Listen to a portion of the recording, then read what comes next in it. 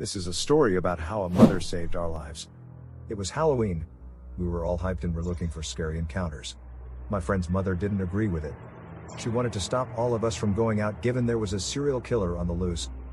As teenagers, you are a bit rebellious, so we sneaked out and took our friend's mother's car. There was a competition going on in the city. Whoever had the scariest decoration would win $2,000.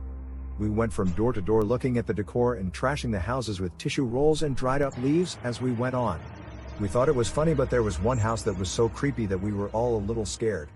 One of the boys in the group, Peter, was pretending not to be creeped out by it, so we dared him to go check it out.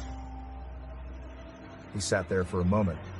He had a cheeky grin and said that he would. He stepped out of the car and started walking towards the house. The house was decorated with dead bodies of children about our age, hanging from the window and on the trees around the house with blood on the grass. Fake, of course. Or so as we thought. I took out my head from the car's window and yelled, "Why don't you touch it?" and the four of us started laughing. We could see that he was scared now, but he didn't come back to the car and went on to touch it. That is when he froze and started yelling, "Oh my God, they are real." My friend tried starting the car, but it wouldn't start. We asked Peter to come back in the car, but he was so scared that he was unable to move. My friend and I went out to get him, but unfortunately Peter's yelling woke up the guy inside the house. As we got to Peter, a scary big guy came out of the house and started running after us. All of us ran back to the car and locked it. The guy kept on smiling at us and went on to bang on the door. We were terrified and kept praying that he would leave. Right at this time, a car pulled up behind us. It was my friend's mother. She had pepper spray and she ran towards the man and sprayed him in the eyes. He started screaming.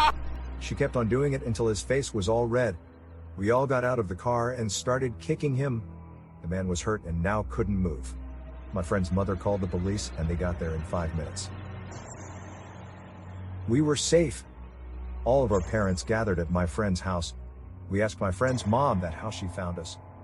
She said that ever since she heard about the serial killer who was killing children, she'd been sleeping every night, would check up on her son twice to make sure that he was okay, so when she saw that her son was not in bed and took her car, she tracked it, which led her to them. She started crying and we all apologized to her. A week later, the media reported the reason for the murderous killing spree. He said that as a child, he was bullied by 30 children, and since then he had vowed to kill 30 children to make them understand his pain.